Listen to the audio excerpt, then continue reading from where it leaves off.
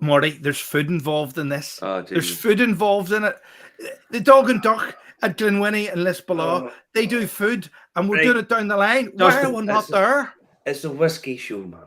Will you stop? Will you try and learn something about whiskey and forget about the food? You're always putting it with chocolate and cheese and little salads. I could be there having a steak. Yeah, aye, but the thing is, you have it with right.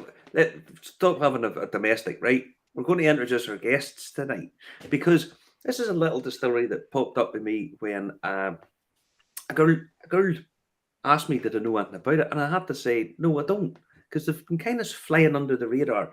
And this is down at the Glenwinny distillery, and we're joined by John and Margaret, who are well, it looks as if it's almost ready to go. John, Margaret, how are we? Are you good? Hello. Now, you guys have been kind of flying under the radar, Yep. getting it up and running. Right, tell us what's going on. How did this come about? What's happening? Well, we've always had in mind to open our own distillery, and we were living in England for a very really long time. That's actually where we met. Okay. And we thought it was a bit difficult to make Irish whiskey in Bristol, so we kind of moved to Ireland. So it's handy for the technical specifications. Yes, yeah. So I'm originally from Enniskillen, many moons ago. And as with a lot of people, you move away when you're 18 and you stay there, and then we decided it's time to come back. And John, my husband, came back with me and realised it's the wettest place on earth. Yep. And yeah, we decided kind of everything kind of came together really, and we thought if we don't do this now, we'll never do it. And here we are. So yeah.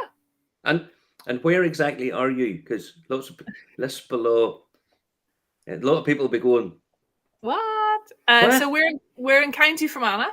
Okay, beautiful. So Lisbon is a lovely little village which is just on the Belfast side of Enniskillen. So as you head from Belfast towards Enniskillen, we are just about 7 miles outside. So yeah. Excellent. Yeah. So you can be there in pretty much no time. There you go. Oh, he's got his map. Yeah, look at that. A map has appeared and we're zooming in. There we go. It's dead easy to find. Look at that there. Look at that there. Yeah. Lovely. Yeah. Now, what there's people who have started distilleries, but what's your background? What made you decide to do spirits? That you always drinkers and you want to do it in the cheap in the house? No? Yeah, pretty much. There's no better reason, is there? There's not. That's exactly why I would start one. Yep, that's it. Yeah, economy of scale. Yeah, exactly. What is your background? I'm actually a pharmacist by background. So there is some chemistry still in the brain somewhere. But as you say, what you said is not far from the truth. We like whiskies, and we always have. And we just thought, if we don't do this now, really, it just kind of everything came together at the right time. Yeah, and my background is even further off. I'm an architect. Well, I trained as an architect, and then I moved into software development, and I work in an engineering company. And it's passion. It's passion, but we're both practical. We're both hands-on, and this is kind of one of those things where you think, what am I going to be doing when I'm 50? Yeah. I don't want to be sat behind a desk when I'm 50. Yeah. So Exactly. But there's quite a few people who are engineering that kind of sciencey background who move over into doing or moving over into this spirit production, because let's be honest, it is a lot more fun. And I think their jobs have driven them to drink. So yeah, I could see that. I could understand that. You guys are attached to a bar. You've got a pub, the Dog and Duck, which is basically where Justin wants to go. I'll come into the distillery, he'd be sitting filling his face like that. Yeah.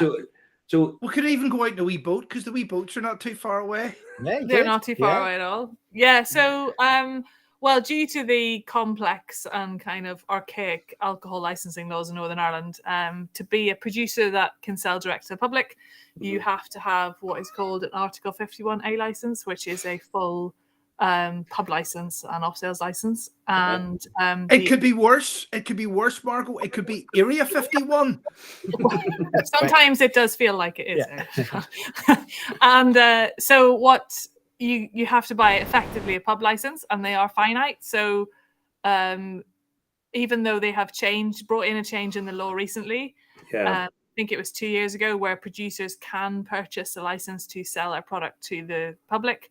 It comes with its own limitations, and if there are certain hours where you can sell, etc. So we just thought we do this, and this gives us our outlet. And to be honest, there is nothing wrong with owning a pub. Yeah.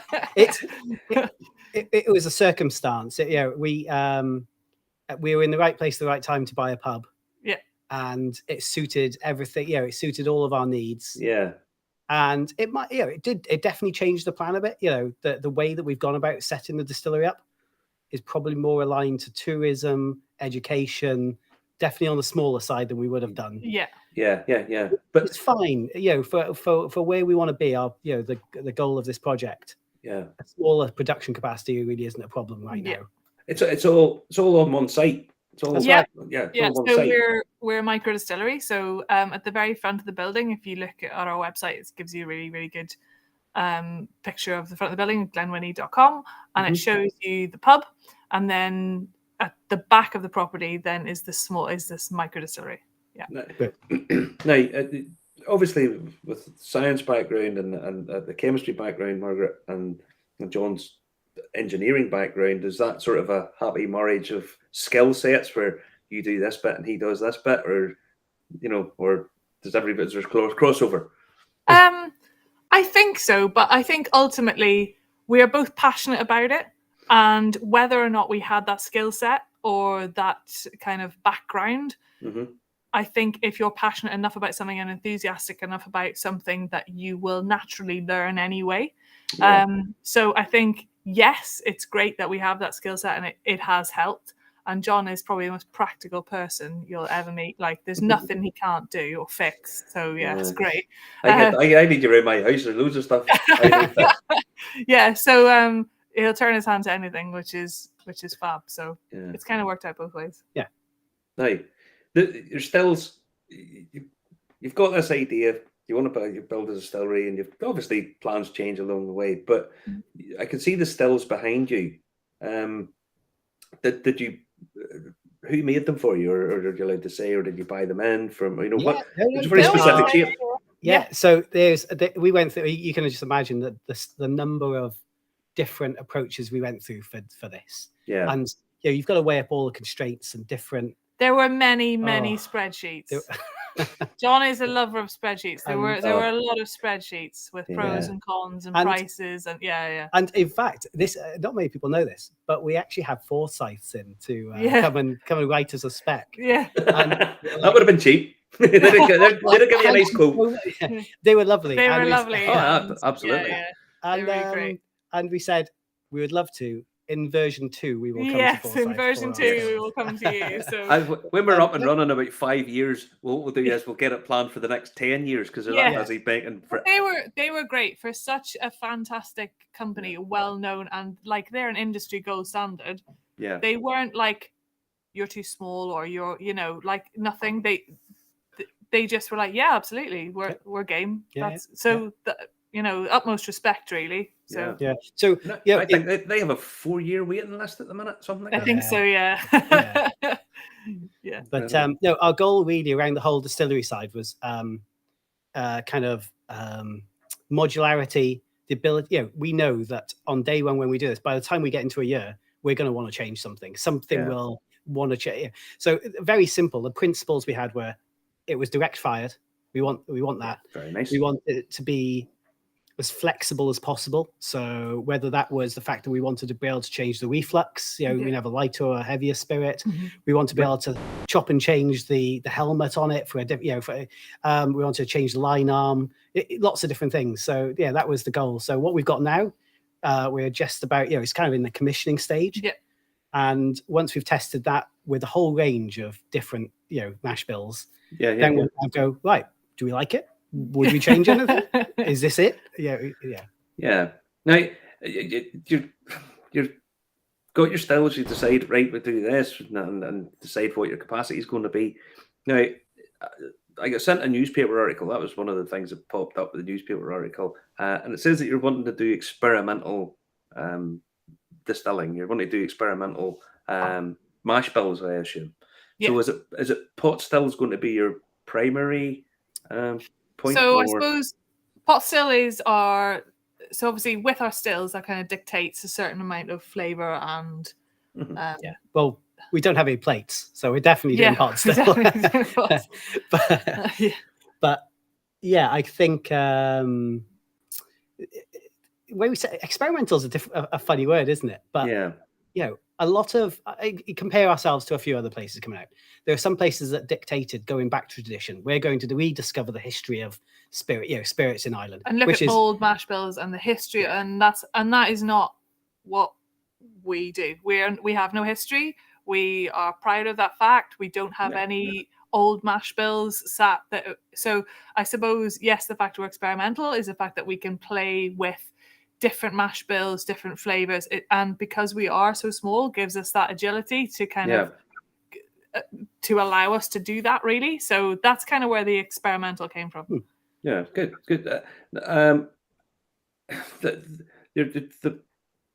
The idea of doing these different mash bills, and I mean, there is all the talk about the technical file widening for Irish pot still whiskey. Which is that? Do you see yourself recreating and doing something a bit wacky and zany, or keeping it within the sort of more traditional and doing pot chains and then extending from pot chains out, or what? I think it'll evolve, and actually the pot chain. We'll come on to the pot chain in a second, but the technical file is really limiting. So there's no point in saying too much about it, but we'll definitely be going outside the technical file. There is no question about that. Yeah. When we first start, we'll probably be running some very traditional, we will do a single malt because we need to understand what flavors we're getting out of 100% Maris Piper sort of. Maris Piper? Maris Otter. Maris Otter, sorry. Well, he's thinking about watching. It's funny whenever you say they're going to do Chris as well. Chris always go down well with whiskey. Yes, great. Here we go again. Food. Jesus. Do potato bread. Maris Piper is great though, to be fair. It's funny you say your malt whiskey's your baseline. A lot of people see that as the premier product, but in Ireland that's the baseline you work off at for your pot stills. Yeah. So it's just, I guess it's having just an interest in trying some, and it's not saying we're the only ones. There are lots of small distilleries out there trying some really interesting things. So it's just kind of doing something and questioning, why are we doing it? Yeah. Could we do it a different way? Could we do it? And we'll move between triple distilled stuff to double distilled. We're not really fixed on any one methodology. Yes. Yeah. And I mean, you're still set up. I see the big coolers just in between the two of you there. That how much reflux are you going to be getting out of these stills? Because you said that it's variable, and obviously the more reflux, kind of the lighter the spirit in many ways, and so on. With the shape of the stills, do you envisage it being lighter in style, or are you just going to experiment until you find that's what we want, irrespective of any direction? What way are you going to do that? Well, I think when we had the stills made, we kind of had, a profile in mind. Yeah. So, go on. We don't know if we'll be right there, though. So it's a big gamble, isn't it? But there's no question. The more whiskey shaped helmet still is going to be with direct fire, it's going to be a heavier spirit. Although it's got a shell and tube condenser on instead of a worm tub, and there was a specific reason we did that. We might go into that now. But obviously the other still, a more of a kind of lembic type still, and that the funny little UFO shaped thing on top of it, which I call a noodle, but it's not a noodle. It's a amalgamator. So the fact that we've got a death flag on it means that gives you that control over what to really play with the weight of the spirit. Yeah. Obviously, I'm just thinking, one's a chemist, one's the engineer. John, you're very engineering-y talk there. Margaret, the chemistry elements, are you maybe experimenting with fermentations and different style of fermentation, yeasts, that kind Yeah, of thing. and yes. But I'm also cautious of us sounding like we're a shop that does everything. So Yeah. yes, so we're going to do this and this and this and this, and actually we'll produce nothing. So yes, the idea is to experiment with fermentations and different yeasts, but I think we very much need to start with our baseline just to see what flavors our stills are giving us and what the spirit and how heavy it is, just before we start kind of really starting to push boundaries, because there's no point. We have to have some type of constant to measure stuff against. In our kind of yeast trials, I think we've decided on the one we're going to start with. Yeah. And I'm not going to say what it is. No. You could probably. Yeah. I could say that it does. No, just leave it. Okay. Another domestic in the oven here, Justin. Be careful. Listen, the rum's going to be strong and dark. Is it going to use Irish sugar beet or something like that? How's it going to be so strong and so dark, the rum? Oh, that's interesting. Yeah, because we haven't mentioned rum, obviously. Yeah, we will definitely be producing some rum. Actually, all of our rum at the moment, at least, will be from Muscovado sugar. Yeah. We specifically didn't want to take the molasses route. We tried both. It's just we found we had a better flavor profile that's more drinkable in a shorter time frame from Muscovado. So yeah. I also happen to have a little scally, as we would say, and I see you're going to be making pot still mezcal, Irish pot still mezcal. Hey, in terms of one in from left field, that happens. That's for mana growing agave plants. So where'd that come from? How did this come about? The more point, where are you cutting your agaves from? How's this work? That was an April Fool. All right, okay. I was sort of wondering. Yeah, it worked. Yeah, we said we were going to be doing the first mezcal. Can you imagine the heaters you would need with the electric prices? No, polytunnels. Yeah. All I would say is I would get Justin in to cut them. You know, the Javador, whatever you call him. I would get him in to do it because Justin loves manual labour. He will work for food. Well, listen, surely as a pharmacist, you could get the license to grow the sort of the agave plants alongside pharmaceutical grade sort of weed, and that would cover the cost, because that's the interview I'm doing tomorrow at 12 noon. Justin, how much time do you think I have? I have a pub and a distillery. I ain't got time to grow anything. That's PSNI, Police Service of Northern Ireland. If you happen to be watching, they're not growing marijuana in any way, shape, or form. Just a disclaimer. Our beer garden will be very busy this weekend. People will be wondering what's going on in the pods. Yeah, yes, everything will be much. You don't sell bongs. But you do have a couple of products up for sale. You do have a rum and also a gin up for sale as well currently. So the rum and gin we have at the moment is just under the Dog and Duck brand. It's our flavouring, but we don't actually make it here. We've had it contract made by a friend of ours actually on the mainland, and it was flavours we wanted to deliver when we didn't have our stills here, and we wanted to open the pub with something that we could relate to. So that's what we've done. But yeah, you can buy it. It'll be under the Dog and Duck brand. You buy it from the website? Not a Glenwinny product, no. No, but you can buy it from the website. Yeah. Oh yeah. Yeah. So if you go to the website, anybody's interested, go to the website. And I always think these things give you an indication of what people are in their head, even subliminally. You know, we like this. That gives you an indication of, that's something that they're going to probably aim for a style of in some way. We've had really great feedback actually about the spiced rum. Our gin is lovely and it's more of a classic kind of savoury. We're big gin drinkers, but we're just big drinkers in general. Welcome to my world. The spiced rum, we've had some really great feedback actually. I think because rum, it's in a place where, yes, it is becoming more popular and people are really trying things, but people have said, like, I had one guy who said, have the rum, I don't drink it, but it's great. I don't drink rum, but I drink it here. So, yeah. So I heard someone ask a question today. Are you in the pub trade? To which the answer was, no, I'm from Tyrone.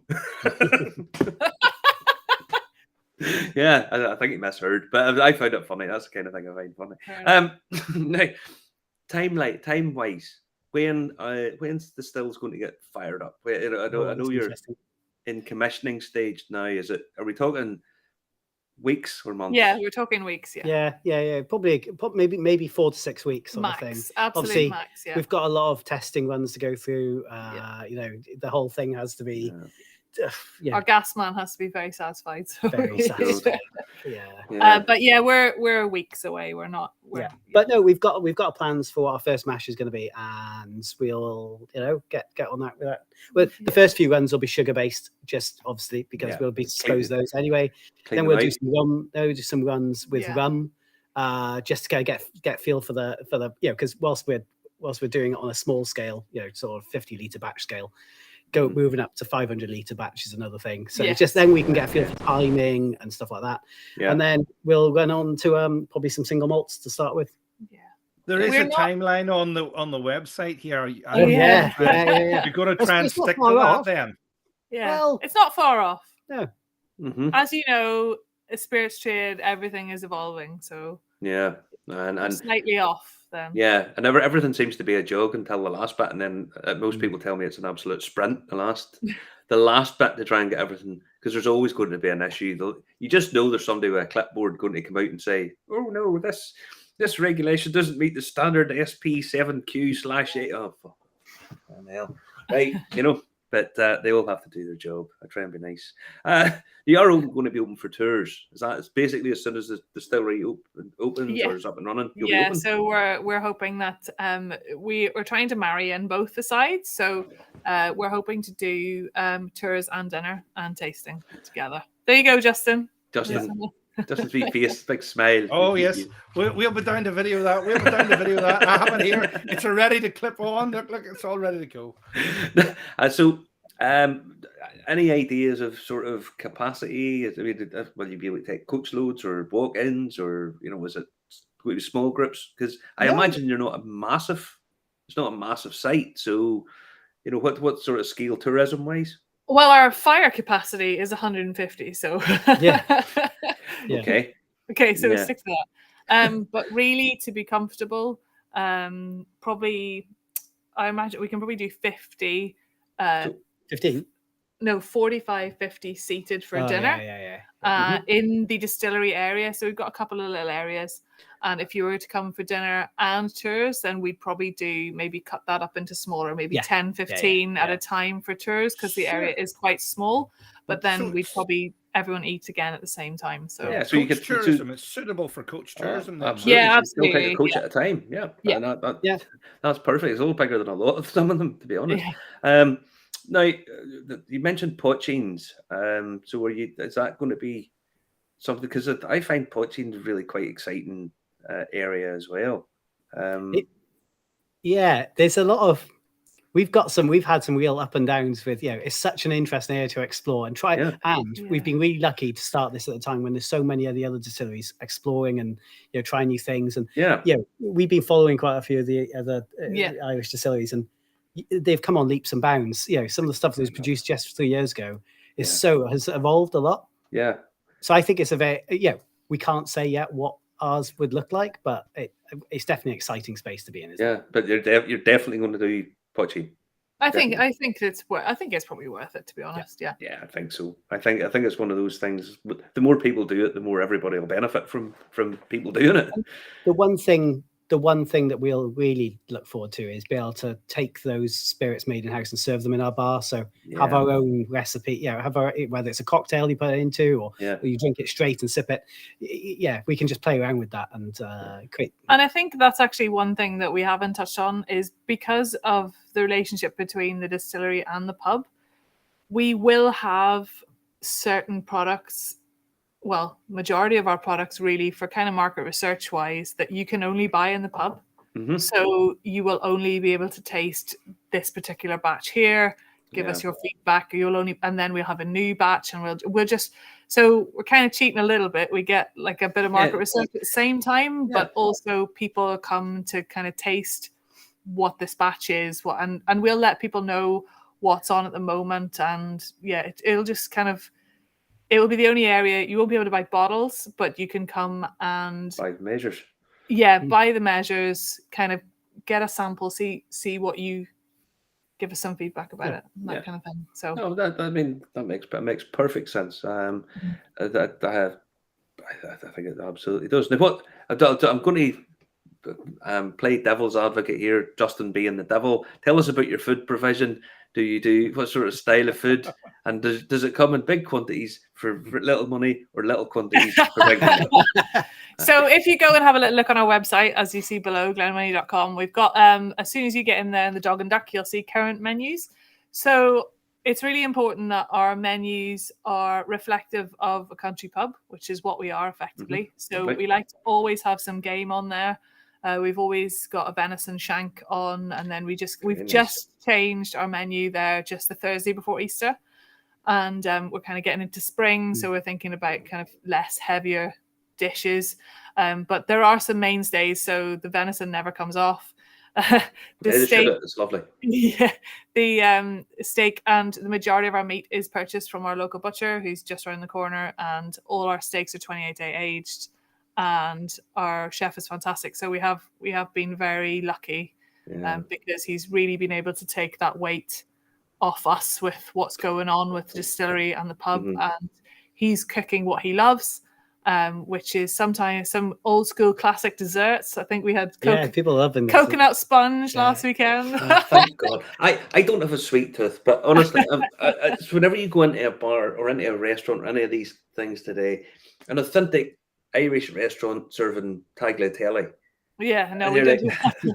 And and it's that kind of thing. And I think people are sort of that's what you get in a restaurant these days. And there's nothing wrong with good old classic Irish food. Well, we're not, we can't be all things to all people. And No, I think of course you the sooner you realise that in any walk of life, the better your life will be. Yeah. We don't do the kind of classic thing that, there's curry and pasta. No, we stick to locally sourced meat. Our beef burgers are fantastic. They never come off. We use relishes and other Irish produced. We try and keep to local produce. We're very heavy on the meat, but we do offer a vegetarian menu, but not vegan. Unfortunately, we're big butter fans. So butter ain't nothing. Butter never made anything taste bad. That's all I will say. Nothing. Nobody who had lots of like their food ever said, "Hold on the butter there." Maybe if you're in a diet. But no, there's nothing wrong with a lot of butter. So traditional food in good servings, I would say. Traditional food with whiskey made on site. That sounds like a sort of winning combination. Me and him would probably both enjoy that. No problem at all. But so listen, the thing that intrigues me most about the menu is I do love a Sunday brunch menu. You see, anywhere that caters for Sunday brunch, this is going out on Saturday night. We could make it down there in the morning, Marty. You pick me up, and we'll be down there in the morning for this. I'll do you a deal. You drive, and I'll go. How's that sound? I have to go the other way to come back to get you. I know, but that's all right. That's all right. I'll buy you lunch. How's that sound? For brunch. All right. Okay. Listen, I'll drive. That sounds like a plan to me. Keep us up to date with what's going on. Let us know, because it's nice to see people doing this kind of thing, a project from start to finish, all on site, all doing a thing, and keeping it sort of as traditional as possible. So listen, stay in touch. John, Margaret, take care. Thank you very much. Soon. Speak soon. Cheers. Bye. Bye.